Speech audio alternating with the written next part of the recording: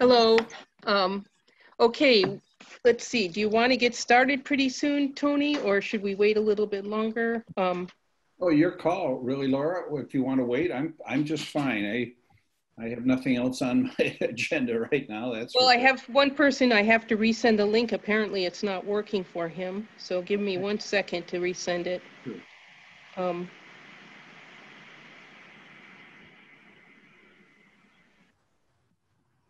So it's 9 o'clock in Germany right now, you said, Marco? It is, yeah. It's 9 p.m. So, yeah, perfect time, ready with work and everything. So, ready to talk about the Packers. I'm really excited about what Tony has to tell from his book and everything. And I'm pretty sure I will buy it when I'm in Wisconsin again. So, I just need to get over there again after all the pandemic stuff is over. Marco, can you hear me? I can hear you, yeah. Do you know where Lippy Detmold is? Lippy Detmold? Yeah, my father always mentioned that because some of his ancestors came from Lippy Detmold, and I've never looked at a German atlas to know whereabouts that was. But I guess it's in the north, but oh no, it's in North Rhine-Westphalia. It's in Western Germany. It's like 70,000 inhabitants. all right. Someday I have to come there and see if I've got any relatives still living there. There are so many people in Wisconsin who got like German heritage. Everybody told me like we're doing the ancestry stuff and like half German, half Belgium and everything. So it's pretty cool. Yeah. Well, okay, let's get started. This is, Tony has written 2 books on the Packers that I know of, right, Tony? Just the 2? That's it, yes. One is Baptism by Football, which focuses on the year 1922, which was pivotal for the Packer team. And his recent one is The Packers, My Dad and Me, about his father, John, who was a reporter for the Green Bay Press Gazette, for the sports section for some time, and also other things in the newspaper. And then Tony himself was also a reporter and sports editor for the Green Bay Press Gazette. So Tony, do you want to get started and tell us how you wrote the book? I'd be happy to. Hi, everybody. I'd like to break it up into, I think I know, is that Tim? It is. Hi, Tim, how are you? Okay, I saw a familiar face. So I'm going to break my talk into 2 parts. One, to kind of give you the thinking process that I had in putting this together. And it's a little strange when you do a talk on Zoom, because one of the first things I try to come to terms with when talking to a group is making sure I know my audience. And it's a little harder when you're talking into a computer. Back when I was a sports editor in Green Bay once, I was asked to come and speak at an elementary school in Green Bay at Howell Elementary. They were doing a program on the media, and they asked me to come and talk to the 2nd grade about my job at the paper, which I did. And after telling them about my role at the paper and thinking I was probably really impressing these 2nd graders, I asked if anybody had questions, and a little girl raised her hand and said, "Did you ever get a paper cut?" Which taught me a nice lesson. Make sure you understand who you're talking to. And I think I was probably a little bit over their head. As I began to think about this book, actually both books, the real challenge that I wanted to face was, and which I learned, and I'd like to think I learned it as a reporter first, but not to cite ahead of time what the story is, but to find out, let the story show itself when it's there. And that's what happened with the book in 1922. But with this book, I knew the time period I wanted to look at, but I also wanted not to get ahead of myself and make sure that I let the story come to me through the research and the background that I was going to do. I knew my audience would be a combination of things. Packer fans, of course, because that's a central part of the book. But also, and this evolved as the book went on, people who are interested in history, because there's so much history, non-football history, that took place during the same period of time that I chose to write about. So my next step in preparing on this book was to take stock. Okay, what do I have? Well, I have access to research. One of them was the research center at UW Green Bay.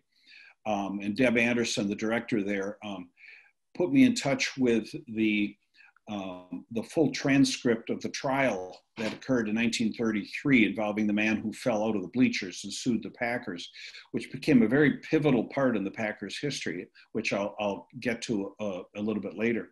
But I had that. I also had my own knowledge of football. I was listening to Marco talk here a minute ago about how do you become a Packer fan. People have asked me, I grew up in De Pere, but just pretty much Green Bay, but they asked me if I was a Packer fan growing up. And I said, well, it was kind of required. You know, I mean, it kind of went with the whole thing. And so I had my own knowledge of the Packer history, but also my interest in history, because the period of time that I was looking at also included the beginnings of the Great Depression. It also was part of the end of Prohibition, which of course, I've often said Prohibition in Green Bay was a bit of an oxymoron, but it was the law, that's for sure. But it was also rise of fascism in the world and how everybody was responding to all these things were part of it. The other things that I had that were truly unique was, first of all, my dad's diaries. My dad started a daily diary in 1925 when he was 17 years old. And he wrote every day. And all the details, not only of his life, but of what was going on around him in the world. And there was a lot going on. And so I have this whole collection of diaries that my dad kept, because my dad died at the age of 52 in 1959. So it was also a wonderful thing for me because I learned a lot about his past as well. So I had those. Plus I have all Dad's columns that he wrote as sports editor of the newspaper. When he was sports editor from 1935 to 1941 when he went into the Army. And then I had also my family connections, and I'm going to see if I can make this work now by putting up the first picture. I'll see there. I'm hoping you can see that picture. But that picture, which I'm pretty sure was taken by Laura's grandfather, Joe Horner, because he was one of the people who filmed. This was at my parents' wedding. Laura, does everybody see that picture? I'm assuming that picture is on everybody's screen, or at least they can see it. So if not, people can pipe in somewhere. I think they do see it. I can see it, and it's filmed. Okay, that's my parents in the middle, the bride and groom. But what's interesting is the gentleman right next to my father is his father, Gus Walter. And next to him is my other grandfather, Victor Minahan. And this is mother of the bride and grandmother of the bride. And they played a very pivotal role in the history of the Packers, but also the relationship of the Packers with the city and with the newspaper. And I'll get into that when I get into the book aspect of it. But the other thing I had to consider as I was putting this book together was tying myself to it, because my dad was sports editor of the Press Gazette, but then so was I.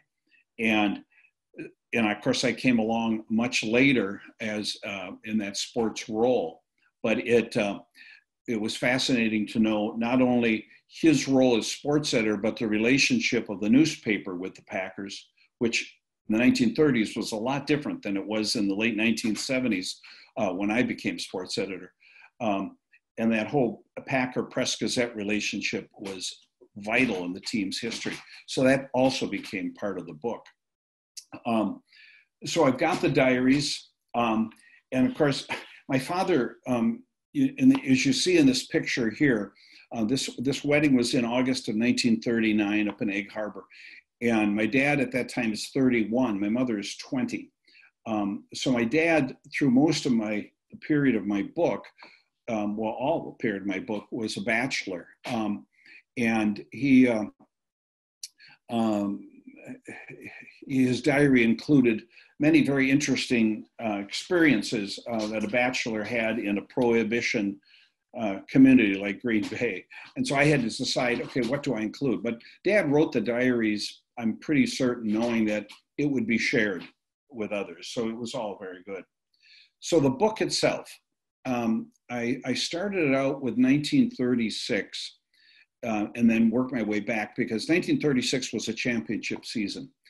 And it was fascinating that when the Packers won the championship in 1936, and the game was played in New York at the Polo Grounds, although the team they defeated was the Boston Redskins. The reason it was played in New York was because George Preston Marshall, the owner of the Redskins, was mad at Boston because they didn't support the team. In fact, after that season, he moved them to Washington, D.C. The Packers came back by train. And one of the sidelines of that victory is the evening after the Packers won the game, while they were still in New York. Clark Hinkle, who was the running back for the Packers, great running back, got married that night.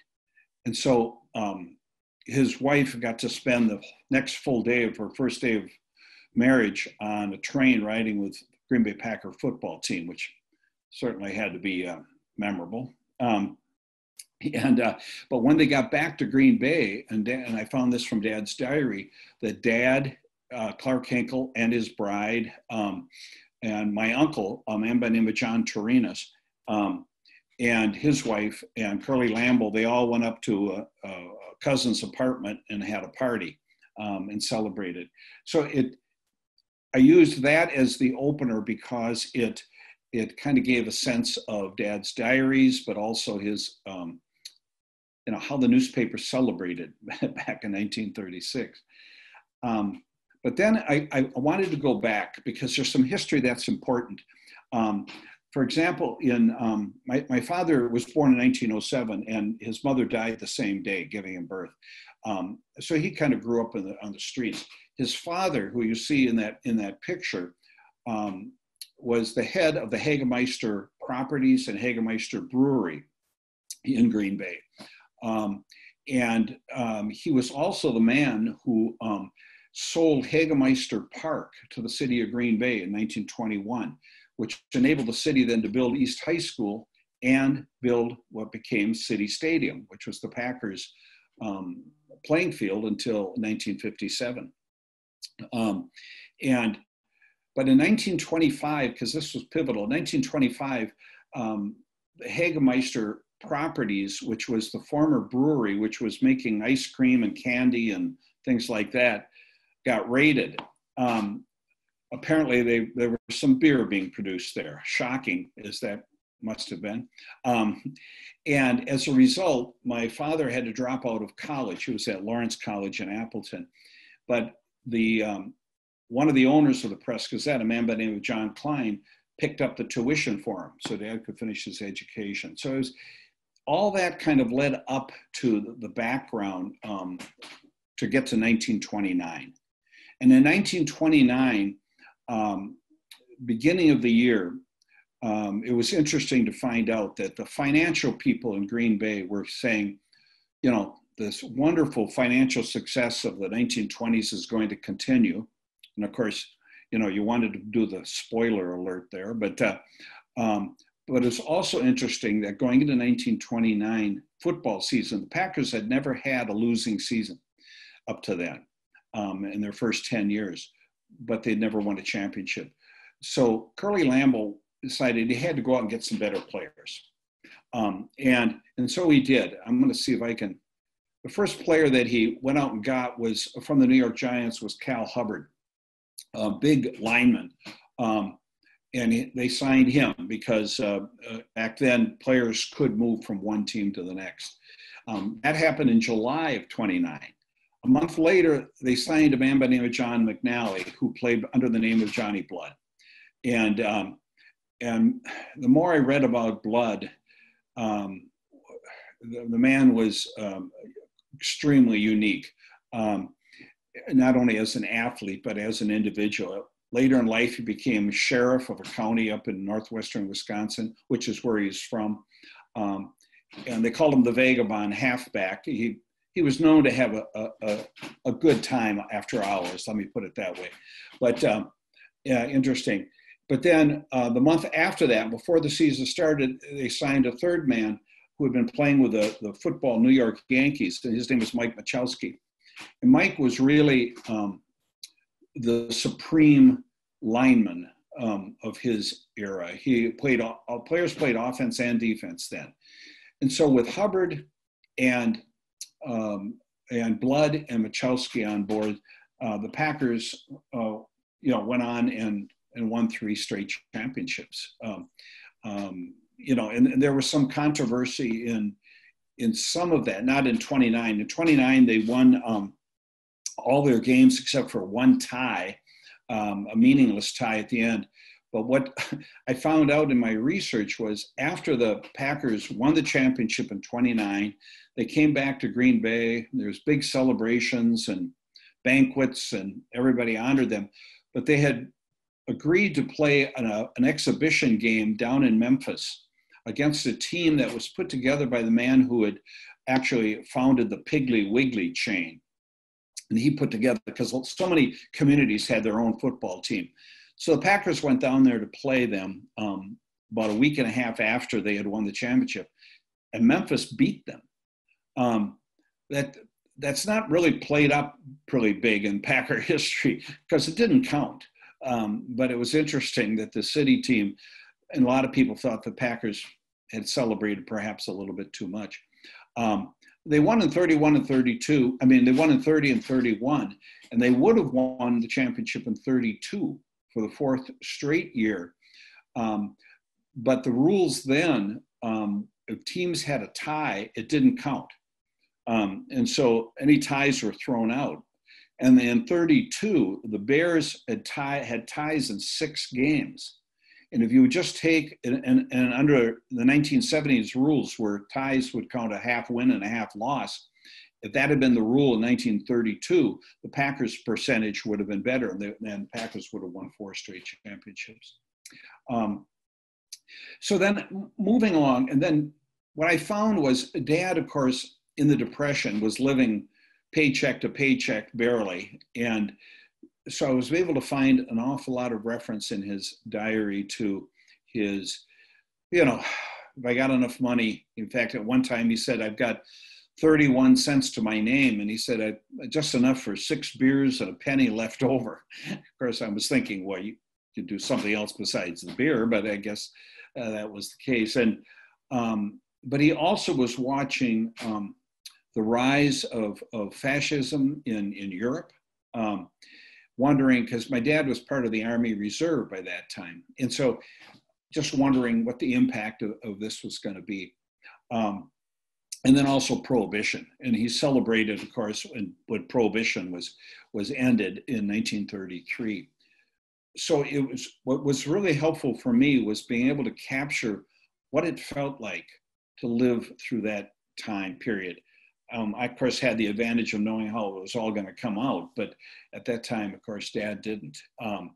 And then I found it interesting, in 1935, in February, in 1935, the same day that Dad got the message that he was going to become the new sports editor of the Press Gazette. His predecessor was leaving the Press Gazette to go work for the Associated Press. And the same day that Dad got the message, the top headline in the Press Gazette sports page was that the Packers had signed a receiver from Alabama named Don Hudson.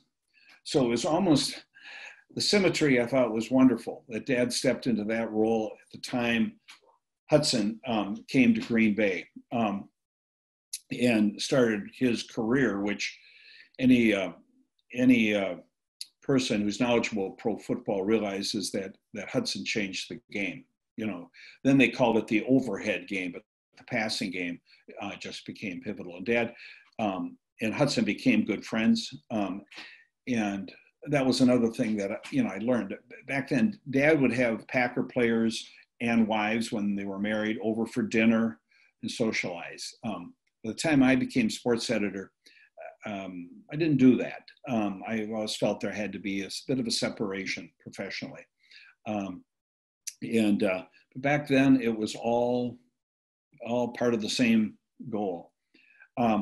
One of the key parts that needs to be mentioned too, that I got into the book, the man that fell out of the bleachers in 1931 by the name of Willard Bent sued the Packers and won a court decision. And as a result of that, the Packers had to go into receivership. And if it had not been for a man by the name of Lee Joannes, to basically rally people around to help them get out of receivership, the Packers would have left Green Bay. There's a lot of pressure from some people that wanted the Packer franchise to move to Milwaukee. There's some that wanted to go to Cleveland or St. Louis. And to Lee Joannes' credit, he rallied a lot of the business people. They raised the money and saved the Packers in that year. And so then I just took each season going through a lot of microfilm and finding details, fun details. For example, in 1936, February, Dad ran into Cal Hubbard on the street in Green Bay. Hubbard had just come back with a team from the West Coast where they'd done kind of a barnstorming tour, which was pretty common then. But the night before, Hubbard and another Packer, and I'm forgetting which one it was right now, were driving through a snowstorm south of the pier. The car left the road and went into a snowbank, and they couldn't get it out. These two big men couldn't move the car, so they spent the night in the car until the next day. And it was that time that Hubbard decided he was going to stop playing football, and he became an American League umpire. And Hubbard, by the way, is the only individual who is in both the pro football and pro baseball halls of fame, which is somewhat unique. So Dad was able to follow, and this was the Packer team of 19. This is the 29 team that and I know my cursor here. This is Johnny Blood up here, Michelski here, Hubbard over here. And Lavi Dilwig over here. These are all the players, and Lambo then was there. This was my father, and this was his 1936 picture that didn't run with the column, but I jokingly tell people that you inherit a lot of things from your father, but apparently hair was not one of them for me. And this is Clark Hinkle, who was a good friend of Dad's and a unique player, also in the Hall of Fame. A lot of people thought that there was a huge rivalry between him and the Chicago Bears running back Bronco Nagurski. And then a lot of people assumed they didn't like each other. But when Hinkle went into the Hall of Fame in 1964, Nagurski, who had gone in the year before, is the one that presented Hinkle to the Hall of Fame, because he had such respect for him. And this is the 1936 team that won the championship then. I think the last thing I wanted to mention too, that what this book did, and as the first book did for me, what I probably knew or should have known, but really emphasizes the Packers should never have happened. It was a fluke. There were just so many occasions that they could have easily folded up. For example, every team they played in 1922 was out of business by 1925. The only two exceptions were the Cardinals and the Bears. They should have folded up in the 30s when they went into receivership, but the business people decided no, they could have folded up in the 50s when a lot of league teams wanted them to give up the franchise because the teams weren't getting the financial return out of Green Bay because of the size of the stadium. but as many people know, one of the big supporters of building a new stadium was George Halas of the Bears. Now Halas, of course, had his own interests in mind there, but he also helped them. And quite frankly, there was an awful lot of pressure on the Packers in the late 80s after 2 decades of losing. And a great deal of credit goes to a man by the name of Bob Harlan, who basically brought in a new general manager by the name of Ron Wolf, who got Mike Holmgren, Brett Favre, Reggie White. Well, you know the history. So as I look back on it, they talk about the Packers being a phenomenon. Yes, but it's a fluke. It could never happen again. And of course, now with so many generations of Packer fans all over the world, including Germany, it's an empire, and it's not going to go anywhere. So that's what led me to this, the book of the Packers, Dad and me, because we're connected. I started going to Packer games when I was about 7, the Old City Stadium. I went to the opening game at Lambeau Field back in 1957, but the Packers took our season tickets from us because they needed it for Vice President Nixon and his entourage. So we were farmed to different places in the stadium, and I was down in the first row with one of my sisters down on the 20-yard line somewhere, and there was a woman sitting next to me, and everybody kept coming to get her autograph. So I handed her a piece of paper, and she signed it. Didn't mean a thing to me. When I got back to the car, I showed it to my dad, and he goes, "Oh, my goodness." He says, "I'm up there, some guy spilling beer on me, and you're down there with Miss America." Well, I was 11, could have cared less. But, and then there was the Ice Bowl, and that was my other memory. I was I just started working part-time at the Press Gazette in sports. So at the Ice Bowl on December 31st, 1967, I was assigned to work with a photographer, the Associated Press. He was going to shoot film. I would take the film to a darkroom underneath the stadium. But before the game started, he packed up because his camera froze. And I asked him what he was going to do. He said, "I'm going to go to the hotel, watch the game." And I said, "Well, what should I do?" He said, "Could care less what you do." So I spent the whole game. They say 5 million people say they're at the Ice Bowl. Well, I was on the field. And the game ended when that guy by the name of Art Starr made a quarterback sneak, and I was right at the goal line. That's true. What's not true, as I've mentioned to a couple of people, is that the one close to him in Lombardi said, "Try the quarterback sneak," but that's not true. So my history with the Packers is extensive. And now retired, I can write about this, and I can watch the games just as a Packer fan, but I don't have to worry about covering the games anymore. So that's the history of my book. I'm happy to hear any comments or answer any questions that you might have, and turn it back over to you, Laura. Okay, thank you. Right now everyone's muted, so we'll have to have them unmute themselves. Does anyone out there have a question for Tony? Hey, Tony, it's John Gast here. Hey, John. I remember the days that we worked together at the Press Gazette.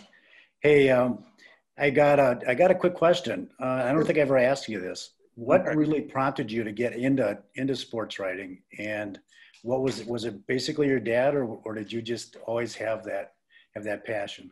I'm actually glad you asked that, John. No, my family, my grandfather was one of the initial V.I. Minahan who helped start the Press Gazette, merged it with Andy Turnbull and John Klein back in 1915 with the 2 papers here in Green Bay. But my family then was out of Press Gazette ownership in 1961. My family then went down. We called it the corporate divorce, but my family went down to took over ownership of the Post Crescent in Appleton. And the Turnbull and Klein descendants then were in full control of the Press Gazette. I mention that only because everybody thought that the job I got at the Press Gazette was pure nepotism, but I want people to know that it wasn't. But in 1967, I was finishing college at St. Norbert, and I just simply wrote a letter to the Press Gazette, I think to Art Daly, who was sports editor at the time, looking for a job, and they wanted somebody in sports. And John, you know, this should answer the phones, taking the high school scores and things like that. And they hired me. And I was just a phone clerk and did that for about a year and a half. And then they had an opening right when I was graduating from college. They had an opening in the sports department, and they hired me full time. So I was the fourth person then, with Len Wagner then was the sports editor, Jim Zima was his assistant, and Lee Remmel was the Packer beat writer, and then myself back in 1969. So that's how I got into that. And I did several other things before I was named sports editor in 1977. Thank you. Sure. If anyone else has a question, you have to unmute yourself. Do you, if you look at the bottom left, you'll be able to do that. I have a question. Yes. How did the relationship between the Green Bay Press Gazette and the Packers start, and what was the nature of it in the first couple of decades? Sure. Joe, right?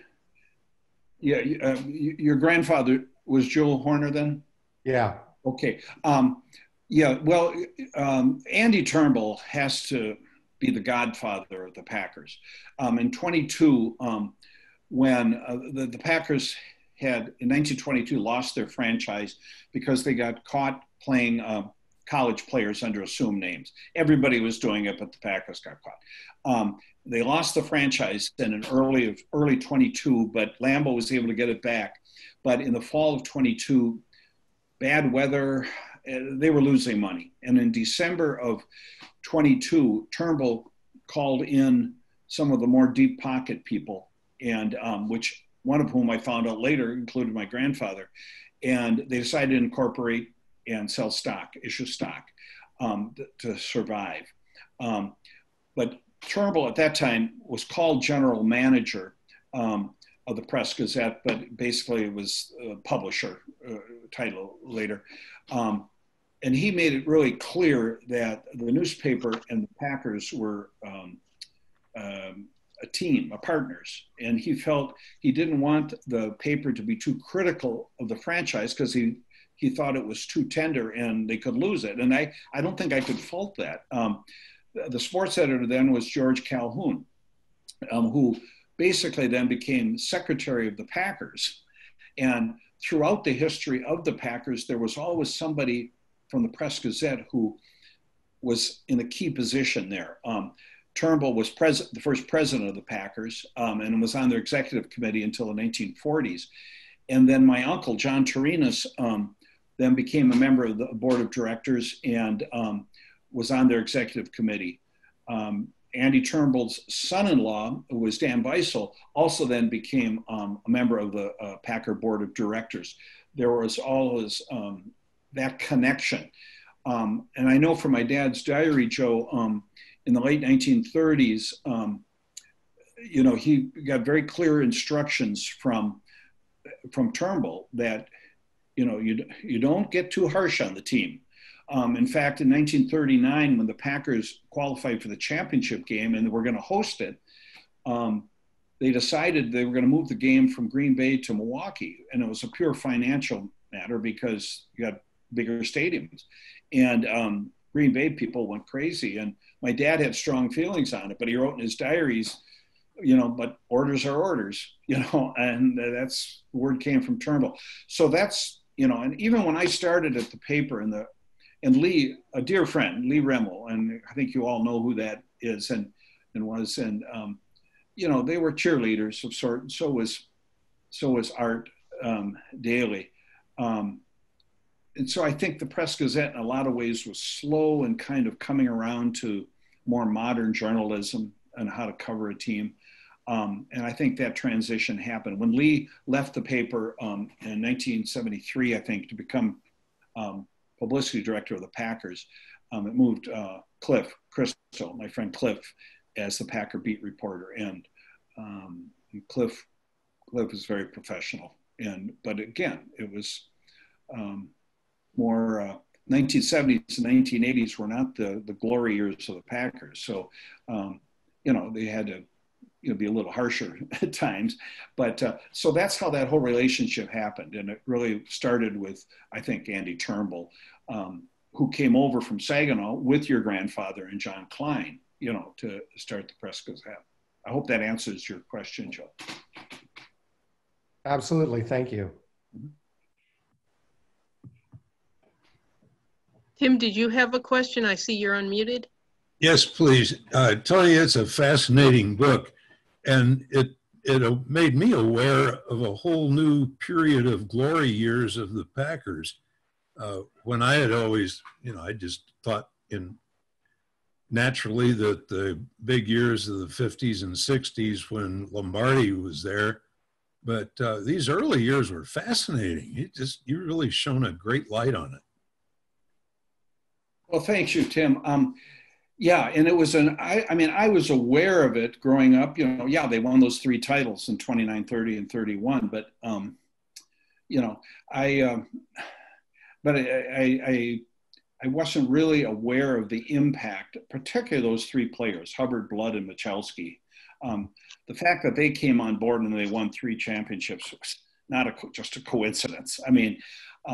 In fact, I mentioned in the book, I think, and I still kind of shudder thinking about it, but in the early 80s, when I was still at the Press Gazette as sports editor, I heard that Johnny Blood was in town, and it was over at the Beaumont Hotel. And so I called and made an appointment to stop over and see him to do an interview. And I went there, and Johnny was a very dapper, handsome man at that time, around 80 years old. Greeted me, was very kind, had some very nice things to say about his relationship with my dad. And while we were talking, there's a knock on the door, and in came Mike Michalske. And Mike had been a neighbor with me in De Pere. When I moved back into De Pere in the 1970s, Mike lived right around the corner. So we knew each other. But so now I had Johnny Blood and Michelski there, and they're telling old war stories and stuff. And I don't even want to go back and look what I wrote, because I have this awful feeling I didn't do justice to what I had. But knowing what I do now, I'd like to do it, because within 2 years after that, both men had passed away. And but I had these 2, and it was funny because Mike wouldn't mind my saying this to you now, but Johnny would say things like, Mike, remember those stewardesses in New York? Mike was, well, and I said, Mike, don't worry, this isn't going anywhere, But listening to the 2 of them talk about the impact that they had on the game then, because these people played both ways, sometimes without a helmet. My goodness, and they weren't getting paid, all these people had jobs, outside of their football. So it was really enlightening for me, Tim, to learn more about who these people were and what happened to them afterwards. And I didn't follow everyone, but I did kind of trace, how long these people lived afterwards. And George Sauer, in that 1936 picture, who was sitting right next to Hudson here, he had a military career. And if you're knowledgeable about football, he had a son named George Sauer, who was an all-pro with the New York Jets back in, played with Namath. And,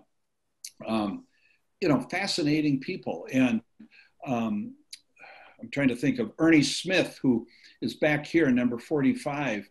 He became a head of the Los Angeles Symphony Orchestra board. These were very interesting people. So anyway, so I agree with you. It kind of opened up where the 60s raised a whole generation of Packer fans, just as the 90s and afterwards has raised a whole generation of Packer fans. But there was a core of Packer fans from that early 1930s stretch. Thank you. You bet. Does anyone else have a question? I would ask a question too. Okay. And for anyone who wasn't here earlier, Marco is joining us from Germany. He runs a Packers Germany Facebook page. Go ahead, Marco. Yeah. I'm pretty young, and I can't really imagine how it is to see such moments like the ice ball or anything on the field, and yeah, being live at such historical moments. And I wonder, when did you realize that anything historical just happened right a couple of yards in front of you, and also that the players playing right in front of you are such, well, will be such legends in like 10, 20, 30 years from then? It's a tough one for me to answer, Marco, because I grew up with it. You know, even like at the Ice Bowl. I mean, I went back then, I would go to all the Packer games because it's kind of what you did here, you know. And later on, you know, when you began to realize the significance, the impact, and I guess more off the uniqueness of it, you can step back and say, oh, wow, you know. And I had, you know, when I've talked with groups and people want to say, oh, gosh, what's it like talking to, you know, Brett Favre or Aaron Rodgers, and, you know, and that as if, you know, wow, that's got to be neat. And yeah, but my answer is usually like in any business, there's people that you like and there's some that you don't like. You know, I mean, it's what your job is. And my goal always was to separate my part as a fan as my part as a reporter. But there are always funny stories, you know, that you experienced, you know, covering the team and things like that. But I don't think at the time I thought, wow, I'm actually here on the field at the Ice Bowl, because I think at the time I was thinking, I hope I don't freeze to death, you know. My wife was at the game with me, though we weren't married at the time. We were just dating, but she'll tell you she spent a good part of the second half in the women's bathroom because they had heat. So, but yeah, I think if I were, and pardon for, I don't want to make this sound condescending, if I was your age and you look back on it, where you've kind of grown up in the current Packer generation, you know, back then, even in the 50s, when they didn't win many games in the 50s, yet it was still, boy, if you saw a Packer, that was something, you know, wow, I just saw Tobin Rote, you know, if you don't know, you can look it up, but, you know, so you grow up with it and it just becomes part of it, you know. So everybody has their own stories. So who did you like the most of the Packers fans, of the Packers players, or the least, maybe? Who did I like the most? Yes, yeah. Oh, so many of them. One of the nicest people I thought of the Packers in recent years was a defensive back by the name of Tramon Williams. He's no longer with the team, but he was after last year. Really a nice person. I always thought Aaron Rodgers was very professional, very approachable. And so was Brett, you know. But I look at him, and I was never a beat reporter for the Packers. I oversaw our coverage, but I had people like Cliff Crystal and Bob McGinn and, you know, who were doing the coverage of it. But so a lot of my contact was with more of the officials. Like Marco, you said something earlier about something from Tony Cannadale. I had a lot of contact with Tony Cannadale, not when he was a player, but when he was a Packer on the Packer board afterwards. And people like Bob Harlan, you know, and people like that who had, I never had a one-on-one interview with Lombardi, for example. I didn't rate up to that level back then. But there were a lot of the players that, you know, that were very professional, you know, but there are some I just soon stay away from. So. Well, does anyone else have any questions? This has really been fascinating to me because I love the history of these things. Well, at least, yeah, no, so I got a plug for the book. See? Yep. Yeah, this picture here of my dad and me here was taken probably about 1950, and it's on the same property that wedding picture was. It was at my grandparents' cottage up in Egg Harbor. You know, but And of course, this is Mr. Hudson. I have to tell you a story about Don Hudson. Back in the mid-1990s, when he was living in California, I called out there to see if I could get a hold of him. And his wife, I don't know how I got the phone number, but his wife answered. And I asked, if Don was available, and she says, well, he's not doing any interviews. And I said, I understand. I said, I just wanted to say hello. He knew my father. And when she asked who that was, I told her.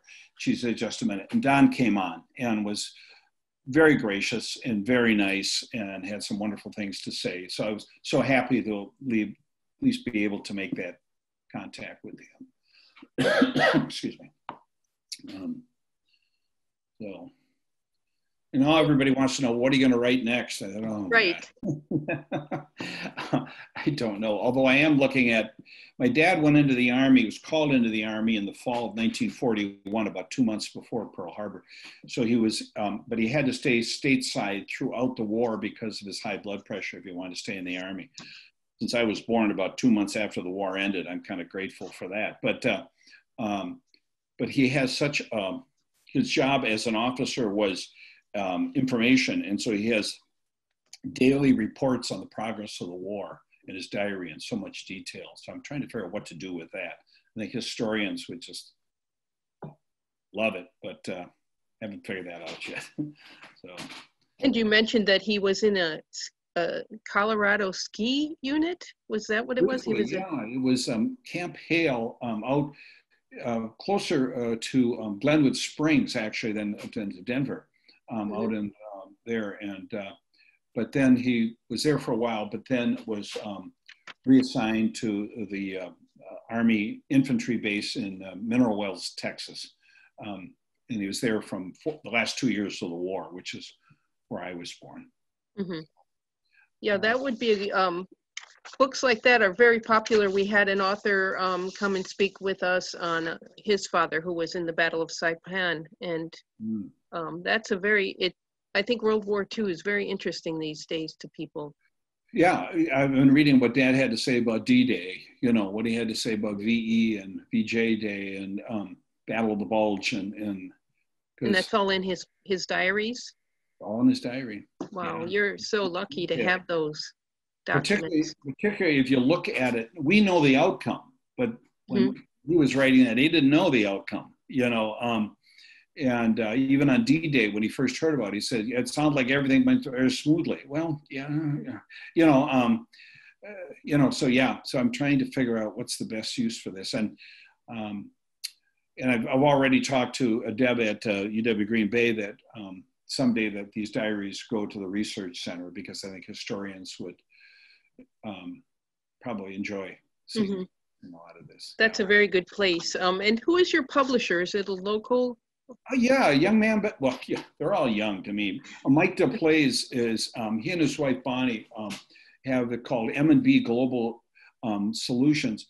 I hired Mike for his first job as when he was a junior in high school as one of our sports, answering the phone. And so that led him into journalism. And when I was looking for a publisher for the 1922 book, I wanted somebody who understood Green Bay, because it's a different mentality to really understand the significance of Packers. And Mike was an excellent editor, and I liked it because he had enough courage to say to me, no, Tony, this doesn't work, or change this or something. And so I had him handle both of the books. I see. So Mike worked for Green Bay. A couple days ago, there was an article in the Guardian newspaper online by Bonnie Johnson, and apparently she's another child of people who were involved, or grandchild of people involved in the early Packers. And you said that you knew her grandfather, Pappy, was that his name? I don't remember who her grandfather was, I'm not sure. Pappy Atkinson? Oh, the Atkinsons, yeah. That's a Green Bay family I know. But see, that's the thing, there's people all over the world that have connections one way or another. That when I lived in Columbia, South Carolina for 3 years in the late 1990s, I was doing full-time youth ministry, and it was the time of the Packers Super Bowl of '96, and wanted to go find where to go game, and they said, well, go to so-and-so bar. And I went to this bar in Columbia, and I walked in. I thought I was on Lombardi Avenue. You know, I mean, it was, my gosh, everybody was wearing green and gold. And that's true. I think a lot of people may know that almost most cities of any size have a Packer bar. You know, you go, you know, just ask, you know, that's where they all gather. So, but which makes it even more interesting to me to know that it didn't have to survive, you know, but it did. And that's what really started me on the first book, because everything I read about the first 10 years of the Packers, somebody had once talked about the Hungry Five, these 5 men who were very pivotal, and they were pivotal, but I kept thinking there's got to be more to this story, and there certainly is. So, so it's been a fascinating trip, and one of the actual benefits of the pandemic was I'm locked in. I might as well just keep writing. So, but I won't mind getting out. So. Well, if there are no other questions, then I want to thank you for coming and speaking with us. It's been very interesting to me. Oh, my pleasure. Enjoyed it. And I look forward to your future books. Gosh, yeah. John, Okay. did you have a question? No, I was just gonna thank Tony for doing this. This has been great. Yeah, and yeah, thank you very much. Are all you folks? I know Marco's in Germany, but Joe, are you?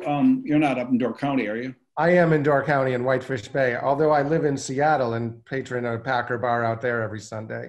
And Tim, I know you're in Sturgeon Bay. Yes. And John, where are you? I'm in Sturgeon Bay too. I just retired I'm still writing for the paper, but for the Advocate, but I'm retired technically. All right. But I do put out a food magazine of all things. So. All right. Wonderful. Well, thank you all. And I appreciate it. It was just great. Marco did mention the only Thank team you. more popular than the Packers in Germany are the Seahawks, right? That really surprises me. That does. Crazy. Sad. Me too. Me too. I don't know. Actually, I guess it's because in 2015, I guess it was the start that the football was shown in free TV. And it was the time that Legend of Boom and the Seahawks won the Super Bowl. So I guess a lot of, like, you would call it bandwagon fans started to follow football. And yeah, everybody had to decide which team should I follow. And I guess everybody said, like, yeah, we are Seahawks fans right now. And apart from that, there is like a huge, yeah, like a German Seahawks fan club, like a booster club.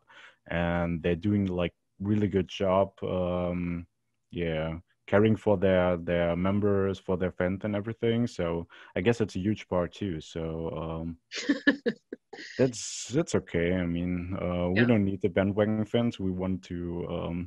I mean, it's like I want our fans to know all the historical stuff and everything. So I'm more interested in people who love football because of the history, because of the players, because of the club itself, and not because it was like a Super Bowl champion one year, or yeah, we're founded in like 1970, because that's not what football is about, I guess. Yeah. Marco, is there still an NFL Europe? It isn't. It was canceled like, I don't know, maybe a decade ago. There's the German football league and like a French football league. So every state got their own football league right now. And it's getting bigger right now. There are so many teams that are playing at the amateur level, like, yeah, small clubs and everything.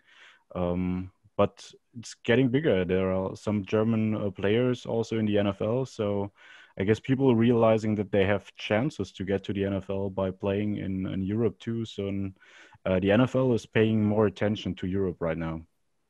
I'll keep my Barcelona Dragons hat. Yes.